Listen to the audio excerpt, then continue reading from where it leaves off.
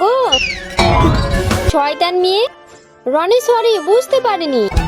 ও কিন্তু ভালো না, অনেক রাগী ছেলে, তোকে মেরে ছোট বানিয়ে দিবে। যাই বলুক, আমি আগে জুতাটা নিয়ে আসি। সত্যি বলতেছি, তুমি আসছো, আমি দেখতে পারিনি।